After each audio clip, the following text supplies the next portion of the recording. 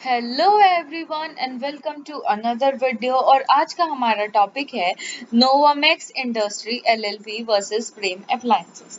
अब आइए जानते हैं कि क्या हुआ था इस केस में। जो नोवामेक्स कंपनी है वो एक कूलर बनाती है जिसका नाम है नोवा कूलर। ये जो नोवा कूलर है इसके लिए एक इंडस्ट्रियल डिजाइन जो है वो रजिस्टर किया जाता है। ठीक है, अब क्या है, नोवा कंपनी नोवा कूलर बना रही है जिसके लिए इंडस्ट्रियल डिजाइन जो है वो ऑलरेडी रजिस्टर्ड है। अब प्रेम अप्लायंसेस क्या करती है, प्रेम अप्लायंसेस एक अपना प्रेम कूलर बना देती है। ठीक है, और वो ये जो प्रेम कूलर है उसको वो बेचती है। और ये जो प्रेम कूलर है इसका सिमिलर जो है वो डिजाइन है।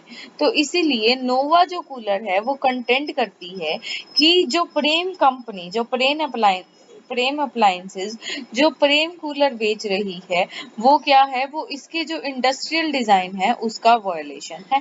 ठीक है, ये सारी बात है। नोवामैक्स एक कूलर बनाती है, प्रेम अप्लायंसेस एक कूलर बनाती है, दोनों का सिमिलर डिजाइन है। तो नोवा कहती है कि भाई प्रेम जो है वो हमारे इंडस्ट्रियल डिजाइन को वायलेट कर रहा है और इसीलिए ये किसका केस है, ये इन्फ्रिंजमेंट ऑफ इंडस्ट्रियल डिजाइन का केस है जिसको हम क्या कहते हैं, जिसे हम कहते हैं पायरेसी।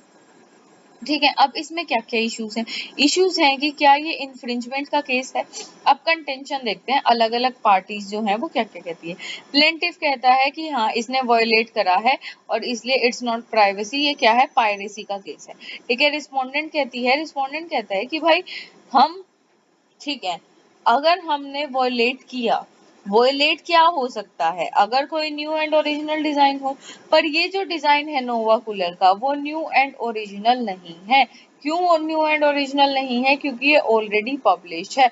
इसका मतलब क्या है, इसका मतलब है कि भाई जो लीगल रिक्वायरमेंट्स हैं, हमने अपनी लास्ट टू लास्ट वीडियो में हमने पढ़ा था इंडस्ट्रियल डिजाइन के फीचर्स और लीगल रिक्वायरमेंट्स के बारे में। उनमें से एक लीगल रिक्वायरमेंट ये भी थी कि प्रायर आर्ट जो है उसमें नहीं अवेलेबल होना चाहिए, वो ओरिजिनल होना चाहिए और न्यू होना चाहिए। पर ये न्यू एंड ओरिजिनल नहीं है और ऑलरेडी पब्लिश्ड है, मतलब प्रायर आर्ट भी अवेलेबल है और न्यू एंड ओरिजिनल तो है ही नहीं। मतलब जो लीगल रिक्वायरमेंट है वो फुलफिल नहीं हो रही। इसीलिए वो कहता है कि यूज बिफोर एप्लीकेशन, कि इसीलिए क्योंकि ये जो यूज है उसकी पहले ही बिफोर एप्लीकेशन, मतलब जब इन्होंने इंडस्ट्री, मान लो ये एक प्रोडक्ट है, ठीक है, इस प्रोडक्ट पे एक इंडस्ट्रियल डिजाइन ले लिया। एक इंडस्ट्रियल डिजाइन कब ले लिया मैंने, अब ले लिया। ठीक है, इंडस्ट्रियल डिजाइन किसने ले लिया, इंडस्ट्रियल डिजाइन ले लिया नोवा कंपनी ने, नोवामैक्स कंपनी ने।